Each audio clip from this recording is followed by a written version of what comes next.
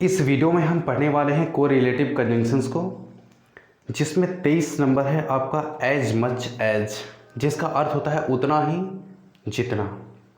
जैसे एग्जाम्पल आपका है कि वह उतना ही भाषण दे सकती है जितना कि तुम दे सकते हो।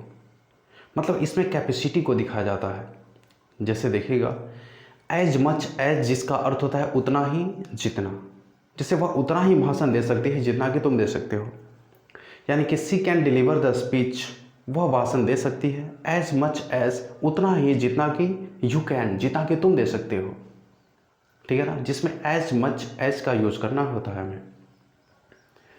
मतलब जब हम एग्जाम्पल में हम ये बताना चाहते हैं कि जितना तुम कर्म कर सकते हो उतना वो कर्म कर सकता है, सिम कंपैरिजन को बताया जाता है, सिम पैरेलल एक्शन को बताया जाता है, तो उसमें एज मच एज का यूज करना होता है।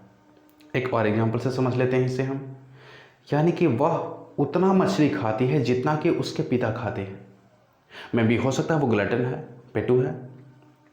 वह उतना ही मछली खाती है जितना कि उसके पिता खाते हैं। सी इट्स फिश, वह मछली खाती है एज मच एज उतना ही जितना कि हर फादर, उसके पिता खाते हैं। ओके, नेक्स्ट एक और देखते हैं। अगला कंजंक्शन आपका है इवन इफ। इवन इफ का अर्थ होता है भले ही। मतलब जैसे भले ही वह, जैसे होता है ना कि भले ही वह धनी मनी है फिर भी वह खुश नहीं है, यानी कि इवन इफ यानी कि भले ही वाले कंजंक्शंस में इसमें कंट्राडिक्टरी थॉट्स वाले एक्शन को दिखाया जाता है। यानी कि पहला जो एक्शन होगा जस्ट उसके उल्टा, जस्ट उसके बियॉन्ड अगला सेंटेंस होगा। जैसे समझ लेते हैं, भले ही तुम मुझे गाली दो, भले ही तुम मुझे गाली दो, जस्ट इसके उल्टा क्या करेंगे, मैं तुम्हें प्यार करता रहूँगा। यानी कि जब भी कंट्राडिक्टरी थॉट्स वाले सेंटेंस अगर बोलने होते हैं तो उसमें यूज़ हमें करना होता है इवन इफ़ का। यानी कि भले ही तुम मुझे गाली दो, यानी कि भले ही तुम मुझे गाली दो, जस्ट इसके उल्टा मैं क्या करूँगा, मैं तुम्हें प्यार करता रहूँगा। जैसे even if you abuse me, भले ही तुम मुझे गाली दो, I will continue to love you, मैं तुम्हें प्यार करता रहूँगा। ओके, इवन इफ मतलब भले ही, जो कि कंट्राडिक्टरी थॉट्स को दर्शाता है। एक और एग्जाम्पल से समझ लेते हैं।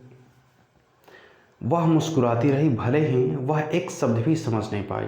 ऐसे बहुत काफ़ी बार होता है कि ऐसे फॉरेनर स्टूडेंट्स यानी कि विदेशी छात्र छात्राएं, बॉयज़ एंड गर्ल्स, अगर हिंदुस्तान में किसी सेमिनार में बैठते हैं, हिंदी में या भोजपुरी में कोई सेमिनार चल रहा है, समझ में कुछ नहीं आता है, लेकिन फिर भी लोगों के हंसे हुए को वो भी मुस्कुराते हैं। तो यानी कि वह मुस्कुराती रही भले ही वह एक शब्द भी समझ नहीं पाई, यानी कि सी केप्ट स्माइलिंग, वह मुस्कुराती रही इवन इफ भले ही she didn't understand a word, बिल्कुल ही वो एक शब्द भी नहीं समझ पाए। चलो ओके, धन्यवाद।